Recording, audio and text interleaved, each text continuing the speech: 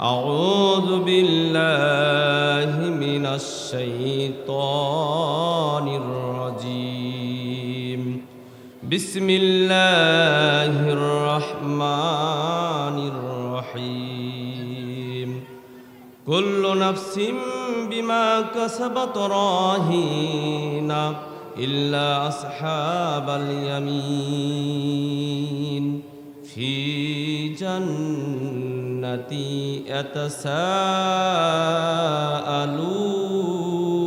يتساءلون عن المجرمين ما سلككم في سقر قالوا لم نك من المصلين ولم نك نطعم المسكين وكنا نخوض مع الخائضين আখির। সমস্ত প্রশংসা জ্ঞাপন করি সেই মহান রব্বুল আলামিনের দরবারে, যে মহান রব্বুল আলামিনের অফুরন্ত রহমতের বিনিময়ে আমরা আমাদের কাজ কাম ব্যবসা বাণিজ্য সকল ব্যস্ততাকে ফেলে রেখে আমাদের বেগমনগর সরকারি গুরুস্থান আয়োজিত এক বিরাট ইসলামী জলসায় আমরা উপস্থিত হতে পেরেছি। সেই মহান রব্বুল আলামিনের দরবারে লক্ষ কোটি শুকরিয়া জ্ঞাপন করি। সকলে প্রাণ খুলে যে বলুন আলহামদুলিল্লাহ। তারপরে পরে যে মহামানব, বিশ্ব মানবতার দূত, ইসলামের ঝান্ডারি, মানবকুলের শ্রেষ্ঠ মানব, যিনি আমাদেরকে দিন ইসলাম শিখিয়ে দিয়ে গেছেন, সোজা সঠিক পথ দেখিয়ে দিয়ে গেছেন, যিনি আমার আপনার সুখ শান্তির জন্য অক্লান্ত পরিশ্রম করেছেন, যিনি আল্লাহর দাওয়ায়ে জমিনে আল্লাহর কোরআন, আল্লাহর মনোনীত ধর্ম ইসলামকে প্রতিষ্ঠিত করতে গিয়ে তার শরীরে তাজা রক্ত ঢেলে দিয়েছেন, যিনি হেকালের নেতা এবং পরকালের নেতা, রোজ কিয়ামতের দিন মুসিবতের সময় যিনি আমাদের কাছে হাউজে কাউসার পান করাবেন, যার শাফাত ছাড়া আমরা কেউ জান্নাতে যেতে পারবো না, সে মহান নেতার প্রতি লক্ষ কোটি সালাম ও দুরূদ বর্ষিত হোক। সকলেই প্রাণ খুলে বলুন সাল্লাল্লাহু আলাইহি ওয়াসাল্লাম। সম্মানিত উপস্থিতি, এবং আমি আরও কৃতজ্ঞতা জ্ঞাপন করতেছি আমার বেগমনগর সরকারি গুরুস্থানের সভাপতি, সেক্রেটারি এবং মঞ্চে উপবিষ্ট সম্মানিত ব্যক্তিবর্গ যারা আছেন, এবং আমার ডানে বামে সামনে আমার কলিজার টুকরা আমার বাবা ও ভাই ও পর্দার আড়ালের মা ও বোনেরা, সবাইকে জানাচ্ছি আবার আমার অন্তরস্থল থেকে সালাম, আসসালামু আলাইকুম ওয়া রাহমাতুল্লাহ। সম্মানিত উপস্থিতি, আল্লাহ সুবহানাহু ওয়া তাআলা এই পৃথিবীর জমিনে আমাদেরকে পাঠাইছে তার এক উদ্দেশ্য নিয়ে। উদ্দেশ্য হলো কি, যে আমরা যেন তার দাসত্ব করতে পারি, আমরা যেন তার গোলাম হিসেবে আল্লাহ সুবহানাহুর কাছে বিবেচিত হতে পারি। দেখেন, আল্লাহ সুবহানাহু তাআলা সর্বপ্রথম এই পৃথিবীর জমিনে জিন পাঠিয়েছিলেন। কি পাঠিয়েছিলেন? জিন পাঠিয়েছিলেন। তারপরে জিনেরা শুধু মারামারি, কাটাকাটি, হানাহানি, যত রকম অশ্লীল কাজ, এই ধরনের কাজে যখন জিন জাতি ব্যস্ত হয়ে গেলেন, আল্লাহ সুবহানাহু তাআলা তখন দ্বিতীয় ট্রামে ফেরেশতা পাঠিয়ে দিলেন। কি পাঠাইলেন বলেন? ফেরেশতা পাঠাইলেন। এবার ফেরেশতারা শুধু ভালো কাজ করতে থাকে, ভালো কাজ করতে থাকে। ফেরেশতারা কোনো অন্যায় করে না, কোনো পাপ করে না, ফেরেশতাদেরকে খাওয়া লাগে না, পড়া লাগে না, সব আল্লাহ সুবহানাহু তাআলা জান্নাত থেকে সব সরবরাহ করেন। তখন তারা অন্যায় করে না। তৃতীয় ট্রামে আল্লাহ সুবহানাহু তাআলা এই মানুষ সৃষ্টি করলেন। মানুষ সৃষ্টি করলেন। এই মানুষ সৃষ্টি করতে গিয়ে আল্লাহ সুবহানাহু তাআলা ফেরেশতাদের বাধার সম্মুখীন হলেন। কারণ ফেরেশতারা নিজেকে অনেক বড় আল্লাহ তাআলার গোলাম হিসাবে তারা প্রমাণ করতে চেয়েছেন, এবং সেটাও হয়েছেন। ফেরেশতাদের ইবাদত, যেহেতু ফেরেশতাদের কোনো পাপ নাই, ফেরেশতাদের কি নাই? পাপ নাই, সেহেতু তারা তো গর্ব করতেই পারে। কিন্তু আল্লাহ সুবহানাহু তাআলা আমাদেরকে কি পরিমাণ ভালোবাসেন, আল্লাহ তাআলার যে কত দয়া আমাদের ওপরে, আল্লাহ সুবহানাহু ওয়া তাআলা বললেন যে তোমাদের তো খাওয়া পড়া লাগে না, তোমাদের খাওয়া লাগে না, পড়া লাগে না, তোমাদের কিচ্ছু লাগে না। শুধু এমন একটা আমি জাতি তৈরি করতে যাচ্ছি পৃথিবীর জমিনে, যাদের খাওয়া লাগবে, পড়া লাগবে, ফ্যামিলির প্রয়োজন হবে, তাদের অর্থ সম্পাদন লোভ লালসিকতা দিয়ে, কাজ কামের ব্যস্ততা দিয়ে এমন একটি জাতি তৈরি করবো, সেই জাতিটা হচ্ছে আশরাফুল মাখলুকাত, এবং এদেরকে সর্বোচ্চ মর্যাদা আমি দান করবো। বলেন সুবহানাল্লাহ। আল্লাহ সুবহানাহু ওয়া তাআলা যতগুলো সৃষ্টি আছে সমস্ত সৃষ্টির মধ্যে সবচেয়ে দামি সৃষ্টি হচ্ছে আশরাফুল মাখলুকাত, অর্থাৎ আমরা। সম্মানিত উপস্থিতি, আল্লাহ সুবহানাহু ওয়া তাআলা সমস্ত সৃষ্টির মধ্যে আমরা হচ্ছে সবচেয়ে, মানুষ হচ্ছে সবচেয়ে শ্রেষ্ঠ সৃষ্টি, এবং আবার মানুষের মধ্যে আমরা হচ্ছে সবচেয়ে শ্রেষ্ঠ এই জন্য যে আমরা একজন নবী পেয়েছি, খাতামুন নবী, যে নবী হচ্ছে নবীদের নবী, নবীদের সর্দার। সম্মানিত উপস্থিতি, আমরা যদি জানি যে আমার নবীর পাওয়ার কতটুকু, আমার নবীর আল্লাহ সুবহানাহু ওয়া তাআলার কাছে মর্যাদা কতটুকু, দেখেন পৃথিবীর লগ্ন থেকে শুরু করে নিয়ে আদম আলাইহিস সালাম থেকে শুরু করে নিয়ে যত পৃথিবীতে মানুষ এসেছে, দেখেন যে 100-200 বছরের পূর্বে সকল মানুষগুলো কিন্তু মারা গেছে, এবং আমার নবীর পূর্বে মুসা আলাইহিস সালাম এসেছেন, ঈসা আলাইহিস সালাম এসেছেন, সুলাইমান আলাইহিস সালাম এসেছেন, ইব্রাহিম আলাইহিস সালাম এসেছেন, এরকম লক্ষ লক্ষ হাজার হাজার নবী পৃথিবীর জমিনে এসেছেন, এবং প্রত্যেকটা নবীরই কওম আছিলেন, প্রত্যেকটা নবীর উম্মত আছিলেন।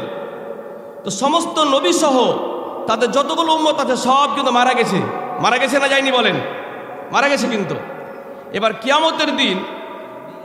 কিয়ামতের দিন দেখেন সবাই কিন্তু মারা গেছে। আল্লাহ সুবহানাহু ওয়া তাআলা কোরআনে বলছেন, যখন কিয়ামত ঘটবে, কিয়ামত ঘটার পর যখন এই পৃথিবীর জমিনটা সমতল হয়ে যাবে, তখন আল্লাহ কোরআন বলছে ওয়াইদাল কুবুর বুশরাত, কবরগুলো উন্মুক্ত করে দেওয়া হবে। কবরের যতগুলো মানুষগুলো, মৃত্যু মানুষগুলো আছে, সকল মানুষ জীবিত হয়ে দৌড় শুরু করবে। তার প্রত্যেকটা মানুষ নিজেকে নিয়ে চিন্তা করবে, আমার কি, আমার নামাজ, আমার রোজা, আমার দান সদকা ইত্যাদি ইত্যাদি, সে কিন্তু কি করবে, চিন্তা করবে। এমত অবস্থায় সব দিগন্তের ছোটাছুটি করবেন, এবং সবাই প্রত্যেকটা নবীর প্রত্যেকটা নবীর উম্মতেরা প্রত্যেকটা নবীর কাছে যে জিজ্ঞেস করবে, মুসা আলাইহিস সালামের কাছে তার উম্মতগণ যে জিজ্ঞেস করবেন, হে মুসা, তোমার কথা শুনে তোমার রবের ইবাদত করেছিলাম, আজ এই মহা বিপদের মুহূর্তে মাথার উপরে সূর্য আসছে, দেখো সূর্যের তাপে আমাদের নাক কান্দে গলে গলে মগজগুলো পড়ছে, আমাদের মাটিগুলো পড়ে তামা হয়ে গেছে, আজকে আমাদের জিহ্বাগুলো লাভি পর্যন্ত নেমে গেছে। হে মুসা, তোমার কথা শুনে তোমার রবের ইবাদত করেছিলাম, তোমার রবকে একটু বলো আমাদের জন্য আজকে একটু আরশের ছায়াতলে জায়গা করে দেখ। মুসা আলাইহিস সালাম বলবেন, আজকে আমার কোনো ক্ষমতা নাই। এমনিভাবে সুলাইমান আলাইহিস সালামের নবীরা সুলাইমান আলাইহিস সালামের উম্মতেরা সুলাইমান আলাইহিস সালামের কাছে যাবেন, ইব্রাহিম আলাইহিস সালামের উম্মতেরা ইব্রাহিম আলাইহিস সালামের কাছে যাবেন, প্রত্যেকটা নবীর উম্মতেরা প্রত্যেকটা নবীর কাছে ছুটে ছুটে যাবেন। প্রত্যেকটা নবী একই উত্তর দিয়ে থাকবেন, ও আমার কলিজার উম্মতেরা, আমরা তোমাদেরকে আল্লাহর ইবাদত করতে বলেছিলাম, এটা সত্য। আল্লাহ সুবহানাহু ওয়া তাআলা যে ইবাদতগুলো করেছে এটাও তোমরা সত্য। কিন্তু আজকে এমন একটা দিন, এই দিন আমাদের নবীরও কোনো কথা বলার সুযোগ নাই, এই দিনও আমাদের কোনো নবীদেরও কথা বলার মতো কোনো স্পিরিট নাই, আল্লাহ তাআলা আমাদের সে ক্ষমতা দেন নাই। তাই বলি, আমরা নবীরা সহ প্রত্যেকটা নবী সহ প্রত্যেকটা নবীর উম্মত সহ প্রত্যেকটা নবী তাদের উম্মতদেরকে নিয়ে দৌড় শুরু করবেন, সব ছোটাছুটি করবেন। প্রত্যেকটা নবী সহ প্রত্যেকটা নবীর উম্মতেরা ইয়া নাফসি করতে থাকবে। চতুর্দিকে সবাই শুধু একটাই শব্দ হবে, ইয়া নাফসি। এমন পরিস্থিতি দাঁড়িয়ে যাবে যে ওই পরিস্থিতির মধ্যে প্রত্যেকটা মানুষ উলঙ্গ অবস্থায় থাকবে, কেউ কারোর দিকে তাকার মতো কোনো সুযোগ থাকবে না, কেউ কাউকে চিনবে না। যখন মাকে ডাকা ওয়া উম্মিহি, ও আমার মা উত্তরে বলবে আমার পৃথিবীর জমিনে কোনো সন্তান ছিল না। বাবাকে বলা হবে ও আবিহি, ও আমার বাবা বলবে আমার পৃথিবীর জমিনে কোনো সন্তান ছিল না। আমার যে স্ত্রীর জন্য আমরা যে স্ত্রীর মুখে হাসি ফোরানোর জন্য আমরা কত অন্যায় করতেছি, কত অপরাধ করতেছি, চিটারি বাটপারি করতেছি, সেই স্ত্রীকে ডাকবো ও অসাহিবাতিহি, ও আমার প্রাণের স্ত্রী, তুমি আমার দিকে ঘুরে তাকাও। স্ত্রী বলবে আমার পৃথিবীর জন্য স্বামী ছিল না।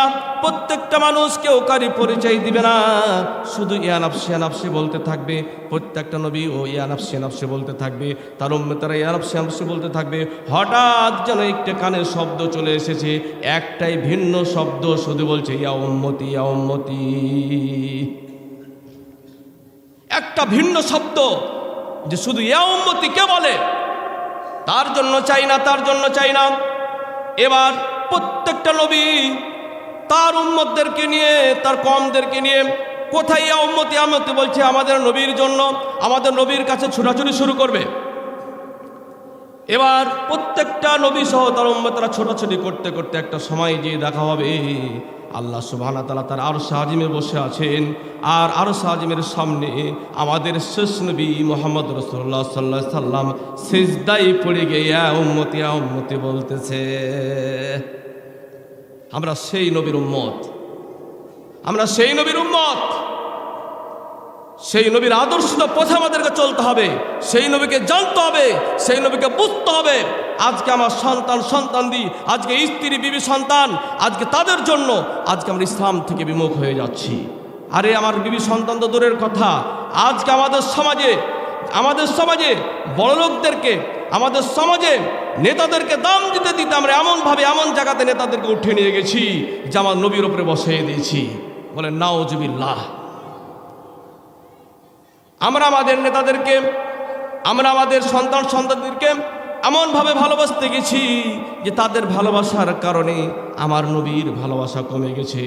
আমার নবীর মতো দাড়ি রাখতে আমার মন চাই না, আমার নবীর মতো সালাত আদায় করতে আমার মন চাই না, আমার নবীর মতো ইসলামের ওপরে অটল থাকার জন্য আমার মন চাই না।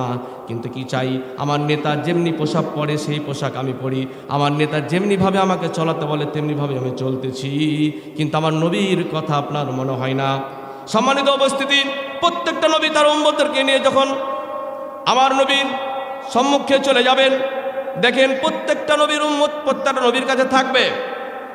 কিন্তু দেখেন মুসা আলাইহিস সালাম, সুলাইমান আলাইহিস সালাম, ঈসা আলাইহিস সালাম থেকে শুরু করে যতগুলো নবী পৃথিবীর জমিনে এসেছে, বলেন তো প্রত্যেকটা নবী এবং প্রত্যেকটা নবীর উম্মতেরা আমার নবীর পরে মরেছে না আগে মরেছে? বলেন, কে মরেছে? আগে মরেছে না পরে মরেছে?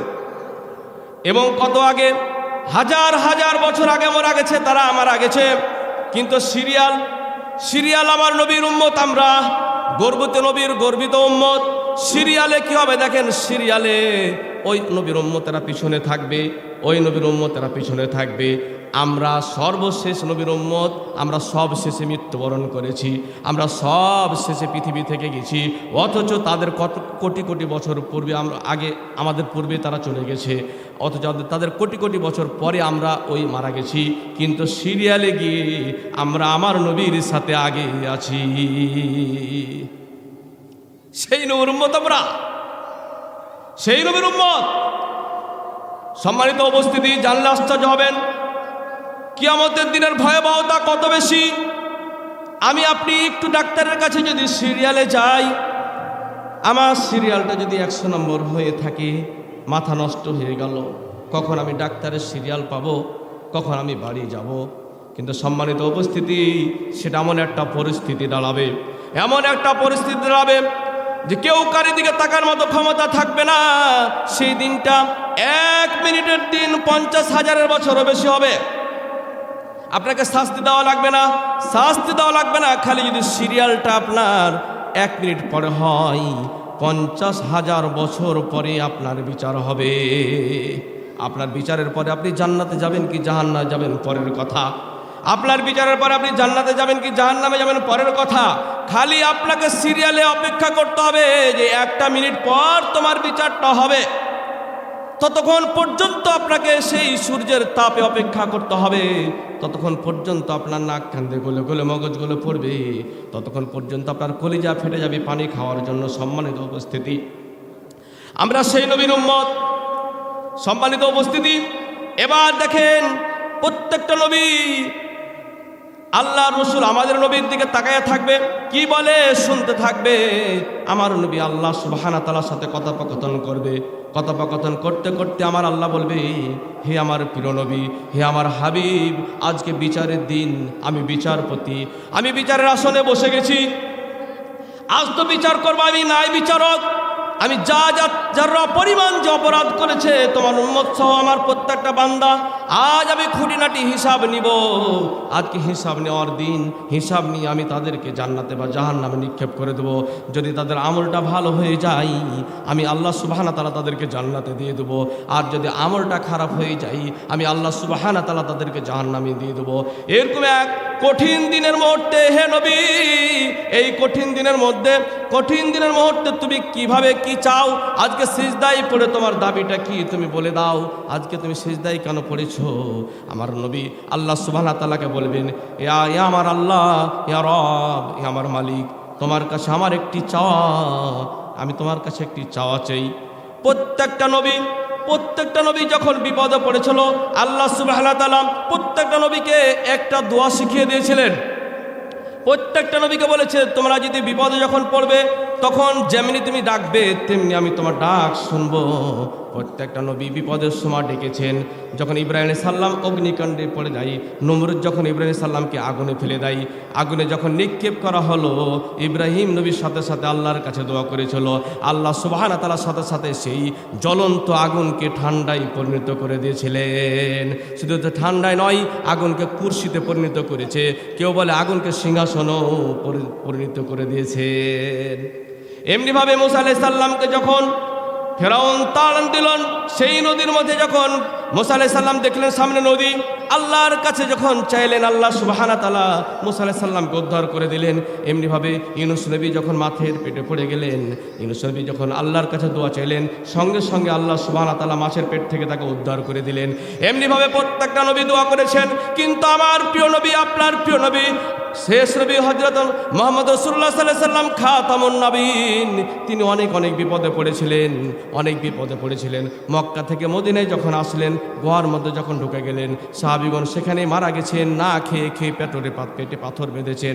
ওপরে কাফের মুশরিকরা তাদেরকে খোঁজাখুঁজি করতেছেন। অনেক বড় বিপদে পড়েছেন, এর চেয়ে বড় বিপদে পড়েছেন। কিন্তু আমার নবী না, আমার নবী চাই নাই। আমার নবীর চাওয়াই ছিল, আমি এই সময়তে বিপদ, পৃথিবীর জীবনের বিপদটা বড় বিপদ নয়, আমি এমন একটা সময় আল্লাহর কাছে এটা চাইবো, যেই সময় আমার সকল উম্মতকে নিয়ে আমি জান্নাতে যেতে পারবো। আমার নবীর পরিকল্পনা কি? আমার নবীর বুদ্ধি কি? আমার নবী আমাদের প্রতি ভালোবাসা কি? সে তার কত কষ্টকে সে বিসর্জন করে দিয়েছে, কিন্তু আল্লাহ সুবহানাহু ওয়া তাআলার কাছে দোয়াটা করে নাই। আমার আল্লাহকে বলছে, আল্লাহ তুমি আজকে আরশে আজিমে বসে আছো, আল্লাহ তুমি আজকে কুরসিতে বসে আছো, আল্লাহ তুমি বিচারের আসনে বসে আছো, মাওলা আজকে বিচারের আসনে বসে আছো, তোমার কাছে আমার একটা দাবি। আল্লাহ বলবেন কি দাবি বলেন? আমার নবী বলেন, আল্লাহ আপনি শুনবেন, আমার দাবিটা আপনি মানবেন কিনা বলেন, আপনি আমার দাবিটা মানবেন কিনা বলেন। আপনি তো বলেছেন প্রত্যেকটা নবীকে একটা বিপদের সময় উদ্ধার করেছেন, আপনি জানেন ওরকম বড় বিপদ আমি পড়েছি, কিন্তু আপনার কাছে চাই নাই, এই দিনের জন্য চেয়েছি। আল্লাহ সুবহানাহু ওয়া তাআলা বলছেন, অবশ্যই আপনাকে আমি দেব, আজকে আপনি যা চাইবেন আপনাকে আমি তাই দিব। সম্মানিত উপস্থিতি, আমার নবী বলল না তার মেয়ের কথা, আমার নবী বলল না তার জীবনের কথা, আমার নবী শুধু বলল, আল্লাহ আজকে তোমার কাছে এই বিপদের দিন আমি চাই গো আল্লাহ, একটা জিনিস চাই, যারা আমার উম্মত আছে, আমার এই উম্মতগুলোর হিসাব আমি তোমাকে নিতে দেব না। আয় রব্বুল আলামিন, হিসাব ছাড়াই আমি এদেরকে নিয়ে জান্নাতে যেতে চাই। কারণ যদি তুমি হিসাব চাও, হিসাব দেওয়ার মতো আমার উম্মতদের কোনো ক্ষমতা নাই। আল্লাহ তুমি ইবলিস শয়তান লিলিয়ে দিয়েছিলা। আয় রব্বুল আলামিন, জানা বুঝার পরও আমার উম্মতেরা অনেক অপরাধ করেছে। আমার উম্মতেরা জানতো নামাজ পড়তে হয়, তারপরে নামাজ পড়তো না। আমার উম্মতেরা জানতো মিথ্যা কথা বলতে হয় না, তারা মিথ্যা কথা বলতো। এমনিভাবে শয়তানের অসহায় পড়ে, শয়তানের চক্কর পরে আমার উম্মতেরা অনেক পাপ করেছে। তুমি যদি হিসাব চাও গো মাওলা, হিসাব দেওয়ার মতো আমার উম্মতের কোনো ক্ষমতা নাই। হিসাবটা যদি চাও, হিসাব চাওয়ার সঙ্গে সঙ্গে আমার প্রত্যেকটা উম্মত জাহান্নামে চলে যাবে। আর রব্বুল আলামিন, তোমার কাছে আমার একটাই চাওয়া যে আজকে আমার উম্মতের হিসাব চাই না, আজকে আমার উম্মতের বিনা হিসাবে আমি একসাথে জান্নাতে নিয়ে যেতে চাই। সম্মানিত উপস্থিতি, এই কথা বলার সঙ্গে সঙ্গেই আমার রসুলের প্রার্থনা, আমার রসুলের দুআ আল্লাহ সুবহানাহু ওয়া তাআলা কবুল করে নিয়ে বলবে, যাও তোমার উম্মত যারা তাদেরকে নিয়ে তুমি জান্নাতে চলে যাও। সুবহানাল্লাহ। সম্মানিত উপস্থিতি, এই কথা বলার মানে হচ্ছে এটা যে আপনি আপনার রসুলকে কতটুকু চিনেছেন, আপনার রসুলের পথ কতটুকু আপনি অবলম্বন করছেন?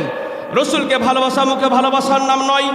রসুলকে ভালোবাসতে গেলেন নবী যে আদেশগুলো করেছে সে আদেশগুলো আমাদেরকে মেনে চলতে হবে, যেগুলো নিষেধ করেছে সেগুলো আমাদেরকে নিষেধ করতে হবে।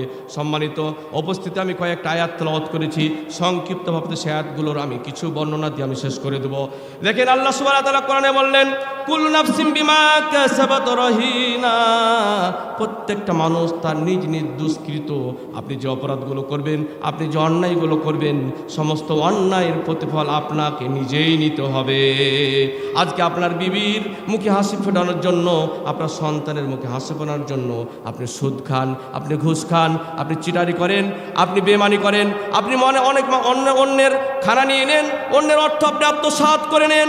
অনেকেই এমন দুর্ভাগা এই পৃথিবীর জমিনে আছে, এই দুর্ভাগা তার সন্তানের একজন সন্তানে আরেকজন সন্তানের ভাগও মেরে দেয়, বেটাকে বেশি দিয়ে দেয়, মেয়েকে কম দিয়ে দেয়, কোনো হতভাগা মেয়েকে বেশি দেয়, ছেলেকে কম দেয়, এমনটা আছে দেখেন। তারপরও মানুষের তো অন্যায় করে অর্থ উপার্জন করতেছে, হারাম পথ উপার্জন করছে, একটাই তার চাওয়া যে তার বিবি সন্তানদেরকে সাথে নিয়ে সুখে শান্তিতে খাবে। সম্মানিত উপস্থিত, আমি বলবো একটা জিনিস আমি বলবো, দেখেন প্রত্যেকটা মানুষকে তার কৃতকর্মের ফল, তার কৃতকর্মের ফল সব তাকে নিজেই নিতে হবে। আপনি যদি কাউরি চুরি করে নিয়ে এসে আপনার বিবি সন্তানকে খাওয়ান, দেখবেন ওই চুরির যে ফসলটা, ওই চুরির যে গুনাহটা আপনার আমল নামায় পড়ে গেল, আপনার গলায় ঝুলে গেল, কিন্তু আপনার চুরির যে ফল সকলেই ভোগ করলো। আপনি একটি চিটারি করেছেন, আপনি অন্যর একটি জোর করে কোনো সম্পদ দখল করে নিয়েছেন, কারি মার্কেট দখল করেছেন, কারি জমি দখল করেছেন আপনার সন্তানকে সুখে খাওয়ার জন্য, কিন্তু দেখেন গুনাহটা আপনার আমলনামায় বসে গেছে, আর তারা সুখে শান্তিতে খাচ্ছে আপনার সন্তানেরা, কিন্তু দেখেন সমস্ত গুনার ভাগ আর কেউ নিবে না, আপনার গুনার ভাগ আপনার উপরেই চলে আসবে।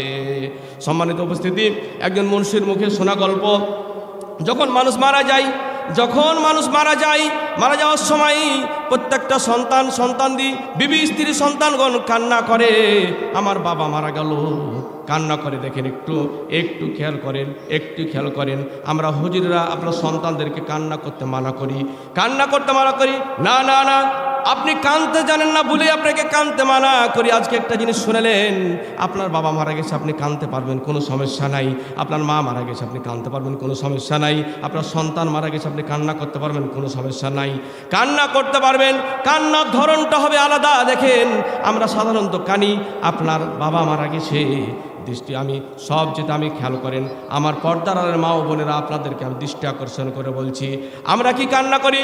আপনার কলিজার টুকরা মা মারা গেছে, আপনার কলিজার টুকরা বাবা মারা গেছে, আপনি শোনার সঙ্গে সঙ্গেই কান্না শুরু করে দিয়েছেন, কাঁদতে সে বাবার ওই লাশের গোড়াতে এসে কান্না করছেন। কিভাবে কান্না করছেন শোনেন, আপনি বলছেন, ও আমার কলিজার বাবা গো, বাবা তুমি যখন বেঁচে ছিলা আমি ঈদে আসতাম রে বাবা, তুমি নতুন একটা করে কাপড় দিতাক। ও বাবা তুমি মারা গেলে আর কে আমারে কাপড় দিবে রে বাবা? আয় বাবা ঈদে তুমি টাকা দিতা, আর আমাকে কে টাকা দিবে রে বাবা? যখন আসতাম আদর করতা, লাতুন পুতুনদেরকে আদর করতা, আর আমারে কে লাতুন পুতুনদেরকে আদর করবে রে বাবা? দেখেন আপনি আপনার বাবা মারা গেছে আর আপনি কাঁদছেন নিজের জন্য, আপনার বাবার জন্য কানেন না। কার জন্য কাঁদলেন? আপনি নিজের জন্য কাঁদলেন। আপনার বাবাও চিন্তা করছে, ওই সন্তান দেখ সব কিছু রেখে দিয়েছি, তুই আর কি লাভ রেখেছে? আপনার বাবা কিছু নিয়ে যেতে পেরেছে? কিছু নিয়ে গেছে?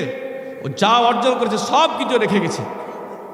এবার আপনি যদি এইভাবে কাঁদতেন, আয় আল্লাহ আমার বাবা কতদিন না খেয়ে আমাকে খাওয়াইছে, আর রব্বুল আলামিন আমার কলিজার টুকরা বাবা কতদিন না খেয়ে আমাকে খাওয়াইছে, আল্লাহ তুমি আমার কলিজার টুকরা বাবাটাকে কবরের মধ্যে জান্নাতে খাবারের ব্যবস্থা করে দাও, জান্নাতে খাবারের ব্যবস্থা করে দাও। এই কথা মনে মনে বলবেন, চোখ দিয়ে আপনার পানি পড়তেছে, আপনি বলবেন, বাবা হে আল্লাহ রব্বুল আলামিন আমার বাবা ঈদে নতুন পোশাক লাই নাই, আমাকে নতুন পোশাক কিনে দিয়েছে আমার কলিজার টুকরা বাবা, আর রব্বুল আলামিন আমার এই বাবাকে তুমি জান্নাতি পোশাকের কবরের মধ্যে ব্যবস্থা করে দাও। কান্না করবেন, এই তামান্না থাকবে হৃদয়ের মধ্যে, চোখ দিয়ে আঝরে পানি পড়বে, এই কান্নার কোনো অসুবিধা নাই, এই কান্না আপনি কাঁদতে পারেন, এটা কান্না হয় না, এটা আপনার জন্য দোয়া হয়ে যায়, এটা কান্না হয় না, আমরা কাঁদতে জানি না। সম্মানিত উপস্থিতি, আমি বলতে চাইছিলাম যেটা যা কি তুমি কর্ম করবেন, যেটা অন্যায় করবেন সমস্ত অন্যায় আপনার ঘাড়ে আসবে। এবার দেখেন, যখন আপনি মারা যাবেন আপনার সন্তান আসবে, এমন অবস্থায় আপনার শরীর থেকে যত কাপড় চোপড় আছে সকল কিছু খুলে নেওয়া হবে, একটা শুকনা কাঠের উপরে শুইয়ে আপনাকে গোসল দেওয়া হবে। গোসল দেওয়ার পরে আপনাকে চকলেটের মতো পুরিয়া করিয়া আপনাকে সেই মরণ খাটলিতে তোলা হবে। তারপরে আসে জানাজা দেওয়া হবে। সম্মানিত উপস্থিতি, জানাজার পরে যখন আপনাকে কবরে রাখা হবে, আপনি বলবেন, আপনার সন্তান উপর থেকে কান্না করবে, কান্না করার সময় আপনি বলবেন, ও আমার কলিজার টুকরা সন্তান, তুমি ভালো করে জানতা যে কবরটা অন্ধকার জায়গা, আমি ভয় করতাম এই কবর দেখে, অন্ধকারের সময় এই কবরের আশেপাশ দিয়ে আমি যেতে পারি নেই। আজকে সেই কবরে তোমরা আমাকে এই কবরের মধ্যে রেখে চলে যাচ্ছ। লাশ নাকি বলতে থাকবে এইভাবে, মুনশির একটা গল্প, লাশের মুখের তামান্না হবে, ও সন্তান, তুমি আমাকে একটা লাইট দিলা না, একটা বিছানা দিলা না, একটা খাবার দিলা না। বাবা, আজকে সেই মাটির ঘরে, অন্ধকার ঘরে আমাকে রেখে দিছো, একটা দিনের জন্য হলো বাবা, প্রথম রাতটা তুমি আমার কাছে থাকো। কাকে বলবেন? সন্তান করে, একটা রাত গেলে আমার সাথে থাকো। থাকবে কারি সন্তান থাকবে? আরে ভাই, যে সন্তানের জন্য আপনি ভাগ মারলেন, যেই সন্তানের জন্য সুদ খাইলেন, যেই সন্তানের জন্য ঘুষ খাইলেন, যাবে সন্তান? যাবে না। সম্মানিত উপস্থিতি, যেই নেতার পিছনে ছুটতে ছুটতে বেহুশ হয়ে গেছিলেন ইসলাম ছাড়া, নবীর কথা ভালো লাগছিল না, নবীর দেখা পথ আপনাকে ভালো লাগছিল না, আপনার নেতার দেখা পথ আপনাকে ভালো লাগছিল, একটু চিন্তা করে দেখেন, আপনার নেতাকে আপনি ডাকবেন, ভাই সারা জীবন আপনি অন্যায় করেছেন, আমি বলেছি আমার নেতার চরিত্র ফুলের মতো পবিত্র, আমি জানতাম আপনি চোর, আমি জানতাম আপনি ডাকাত, আমি জানতাম আপনি অন্যায় করেন, আপনি গরিবদের প্রতি জুলুম করেন, জানতাম, তারপরও আপনাকে ভালোবাসার কারণে আমি বলেছিলাম আপনার চরিত্র ফুলের মতো পবিত্র। আজ আমার কলিজার টুকরা নেতা একটা রাতের জন্য আসেন, কেউ যাবে না, কেউ যাবে না। আমি বলবো, সম্মানিত উপস্থিতি, কেউ যাবে না আপনার কবরে, আপনার কবরে আপনাকে একাই যেতে হবে। তাই আল্লাহ পাক রব্বুল আলামিন কোরআনের মাঝে বললেন, দেখো, কুল্লু নাফসিম বিমা কাসাবাত রহিনা, তুমি যা করে কৃতকর্ম করবে সমস্ত কৃতকর্মের ফল তোমার উপরে আসবে, ইল্লা আসহাবাল ইয়ামিন, কিন্তু ডান পাশে যারা থাকবে, ফি জান্নাতি ইয়াতাসালুন, তারা জান্নাতে থাকবে। ডান পাশের যারা কোথায় থাকবে? জান্নাতে থাকবে। এবার এখানে একটা মজা আছে। কি মজা? দেখেন, যারা জান্নাতি, যারা হবেন ইমানদার, মোত্তাকিন, যারা পরহেজগারিতা, যারা ইসলামকে সর্বক্ষেত্রে মেরেছে। দেখেন, এখানে আমাদের একটা জানা বোঝার বিষয় আছে, যে আমরা মনে করি যে কোরআনটা মনে হয় এই পড়ার জন্য দুনিয়াতে পাঠা হয়েছে, যে একটা হুরুফ পড়লে কয়টা নাকি পাবো? 10টা নাকি, এই জন্য মনে হয় আমাদের এই কোরআনটা আল্লাহ দুনিয়াতে পাঠাইছে, এরকম চিন্তা আমাদের। কিন্তু জি না, এই চিন্তাটা আপনার ভুল। আল্লাহ সুবহানাহু ওয়া তাআলা বলছেন, এই কোরআন শুধু নেকির জন্য আমি পাঠাই নাই, এই কোরআন দিয়ে তোমাকে সুন্দর একটা জীবন গড়ার জন্য এই কোরআন পাঠাইছি। তোমার জীবনটাকে তুমি সুন্দর করে গড়াবে সেই জন্য কোরআন পাঠাইছি। আমি কোরআন পাঠাইছি সুন্দর একটা সমাজ গড়ানোর জন্য, এই কোরআন পাঠাইছি। কোরআন দিয়ে সমাজটাকে তুমি গড়বা। আমি কোরআন পাঠাইছি সুন্দর করে এই রাষ্ট্রটাকে এই কোরআন দিয়ে গড়াবা, এই কোরআন দিয়ে রাষ্ট্রটাকে সুন্দরভাবে গড়াইবা, এই জন্য আমি কোরআন পাঠাইছি। শুধু রাষ্ট্র নয়, এই কোরআন পাঠাইছি, এই কোরআনটা দিয়ে গোটা পৃথিবীকে সাজাইয়া দেবা। হে মুসলমান, হে আমার বান্দারা, এই কোরআন দিয়ে তোমরা গোটা পৃথিবীকে সাজাই দেবা। এই কোরআন দিয়ে তোমার জীবন গড়াবা, এই কোরআন দিয়ে তোমার রাষ্ট্র গড়াবা, এই কোরআন দিয়ে তোমার সমাজ গড়াবা। তাইলে তুমি ইমানদার। আর এই কাজটা যে করতে যাবে, যে এই কোরআন দিয়ে আমি জীবন গড়াবো, কোরআন দিয়ে আমি সমাজ গড়াবো, কোরআন দিয়ে আমি দেশ গড়াবো, কোরআন দিয়ে আমি রাষ্ট্র গড়াবো, তখনই আমি যদি বেঈমান হয়ে থাকি, ওই যারা কোরআনের পাগল, কোরআন দিয়ে গড়াতে চাই, তাদেরকে আমরা কিন্তু টিটকারি মেরে থাকি। এই কি বুঝে, এই কি বুঝে? রাজনীতি এক জিনিস, কোরআন এক জিনিস, ইসলাম এক জিনিস, এরকম চিন্তা করি আমরা। জি না, আপনি মানেন আর না মানেন, আজকে কিছু কথা আমি আয়াত দিয়ে দেবো, আয়াত নাম্বার আপনারা দেখবেন যে আল্লাহ তাআলা কি বলতেছেন। আপনি মানেন আর না মানেন, আপনি মানবেন না। দেখেন, আমি কিন্তু আগে বলেছি, কবরে আপনার সাথে কেউ যাবে না। এটা আমার বাবারও কথা নয়, আমারও কথা নয়, এই কথা দেখেন আল্লাহ এটাও কোরআনে বলছেন। তখন জাহান্নামী এবার কি বলবে? দেখেন, জাহান্নামী বলবেন, ইয়াকুলু ইয়া লাইতানা আতানাল্লাহ ওয়া আতানার রাসূলা। আয় আল্লাহ, অন্যায়কারীর অন্যায় আলোচনা করত, সেখানে যোগ দিতাম, কিন্তু তাফসিরে যোগ দিতাম না, জালসায় যোগ দিতাম না, ইসলামী আলোচনা যেখানে হয় সেখানে যোগ দিতাম না, আলেম ওলামাদের সাথে আমরা সঙ্গ দিতাম না, বেনামাজি নাফারমান ওই মদখোর গাঁজাখোরদের সাথে সঙ্গ দিতাম। তাই আজকে যদি আতান আল্লাহ আতান আর রসুলা, আমরা যদি আল্লাহ এবং আল্লাহ রসুলকে মান্য করে আসতাম, এই সাকর নামে জাহান নামে আমাকে যেতে হতো না। এবার বলা হচ্ছে দেখেন কারা অন্যায়কারী, এবার বলা হবে ওই জাহান্নামী বলবে, কি বলবেন? ক্বালু রাব্বানা ইন্না আতানা সাদাতানা ওয়া কুবারানা ফাদাল্লুনা সাবিলা। যাকে সাকরে নিক্ষেপ করা হবে ওই ব্যক্তি বলতে থাকবে অকালু, আল্লাহকে বলবে অকালু অকালু রব্বানা ইন্না সাদাতানা ওয়া কুবারানা ফাদাল্লুনা সাবিলা। কথাটা ভালো করে শুনেন। তখন আল্লাহকে বলবে, ইয়া রব, আমরা কিন্তু বড় লোককে মানতাম, আমরা বড় লোককে মানতাম, আমার নেতাকে আমি মানতাম, বড় লোককে মানতাম, নেতাকে মানতাম। শুধু আহজাবের মধ্যে আল্লাহ তাআলা বলছেন, আমি কাকে মানতাম? বড় লোককে মানতাম, নেতাদেরকে মানতাম, কিন্তু আল্লাহ এবং আল্লাহ রসুলকে আমি সেভাবে মানতাম না, খালি শুনতাম, শুনতে ভালো লাগতো কিন্তু মানতে ভালো লাগতো না। তখন বলা হবে তারা কি করছে? ফাদাল্লুনা সাবিলা। আমি বড় লোককে মানতাম, নেতাদেরকে মানতাম, কিন্তু ফাদাল্লুনা সাবিলা, তারা আমাদেরকে পথভ্রষ্ট বানিয়ে দিয়েছিলেন, আমাদেরকে আখিরাত ভুলিয়ে রেখেছিলেন, পৃথিবীর জমির অর্থ উপার্জনের জন্য, লোভ লালসিকতা, ক্ষমতা নেওয়ার জন্য, সম্মান বাড়িয়ে দেওয়ার জন্য আমাদেরকে ব্যতিব্যস্ত করে দিয়েছেন। ফাদাল্লুনা সাবিলা, আমাদেরকে পথভ্রষ্ট করে দিয়েছিল, আমাদেরকে দুর্নামুখী করে দিয়েছিল। আজ তাদের জন্য আমাদের এই দাসাতা, তারা বলতে থাকবে। তারপরে এবার দেখেন আজকে কিন্তু আমার এই কথাটা অনেকের কাছে হয়তো মনে হবে হুজুর মনে কি বলতেছে, কিন্তু সেদিন আপনি আবার কি বলবেন দেখেন। এবার আপনি কি বলবেন? আজকে আপনাকে বলা হচ্ছে যে আপনি সঠিক পথ অবলম্বন করেন, আজকে আপনাকে বলা হচ্ছে আপনি ইসলাম মেনে চলেন, কিন্তু দেখেন আপনি সেদিন কি বলবেন? আপনি সেদিন আবার আমার এই কথাটাই বলবেন, রব্বানা আতিহিম দিফাইনিল আযাব মিনাল আযাব ওয়াল আনহুম লানান কাবীরা। আর রব্বুল আলামিন, এই নেতাকে মানতে গেছিলাম, এই বড় লোককে মানতে গেছিলাম, এরা আমাকে পথভ্রষ্ট করেছিল, আল্লাহ এদের আযাবকে তুমি আরো দ্বিগুণ বাড়াইয়া দাও, এদেরকে আযাব দিয়ে দাও এবং এদেরকে অভিশপ্ত করে দাও।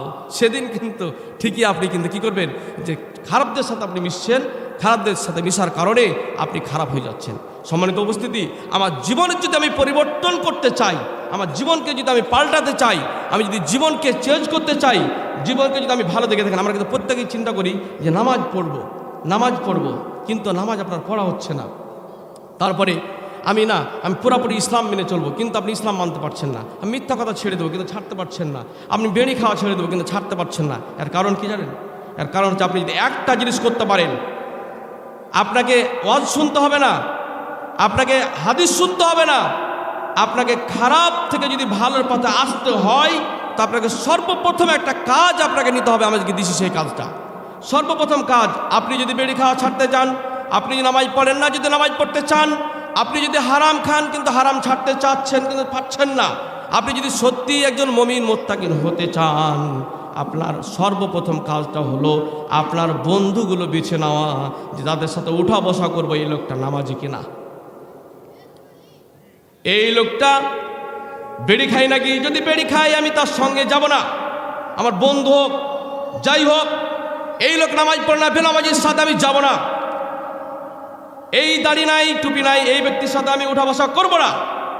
সর্বপ্রথম যদি আপনার সঙ্গগুলো ভালো আপনি রিসিভ করতে পারেন, গ্রহণ করতে পারেন, খারাপ বন্ধুগুলোকে যদি ত্যাগ করতে পারেন, আমরা কিন্তু অনেকেই জানি আমাদের অনেকে সন্তানগুলো দেখেন আজকে পথভ্রষ্ট হয়ে যাচ্ছে, আমাদের সন্তানগুলো কিন্তু দেখেন বিপদে চলে যাচ্ছে। একটাই কারণ, অনেক মৌলভী সাহেবের ছেলে, অনেক হাজি সাহেবের ছেলে দেখেন, আপনি বারবার বলছেন আপনার সন্তান আপনার কথা শোনে না, তার মানে আপনি দাগ দেখবেন, আমি গ্যারেন্টি দিয়ে বলতে পারি, যার বাপ ভালো, যার মা ভালো, তার সন্তান যখন দেখবেন যে সন্তানটা কিন্তু আমার বিড়ি খাই, গাঁজা খাই, সন্তান টুকাই হয়ে গেছে, সন্তান গাঁজা খাই, সন্তান নেশা খাই, একটাই কারণ আপনি ফলো করে দেখবেন, একটাই কাজ দেখবেন যে তার সঙ্গে বন্ধুগুলোকে দেখবেন যে বন্ধুগুলো গাঁজাখোর।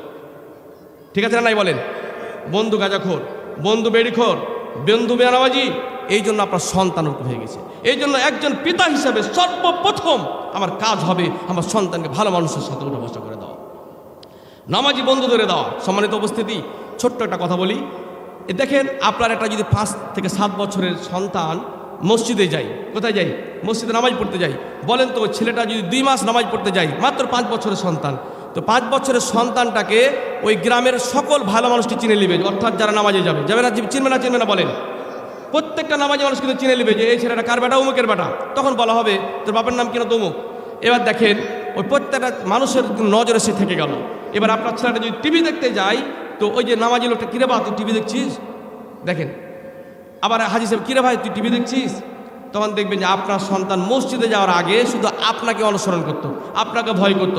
মসজিদে যাওয়ার পরে দেখবেন ওই গ্রামের প্রত্যেকটা নামাজিকে দেখে আপনার সন্তান লুকাইয়া যায় খারাপ কাজের সময়। তো মসজিদ বরকতের জিনিস, আপনার বাচ্চাদেরকে মসজিদমুখী করে দেন।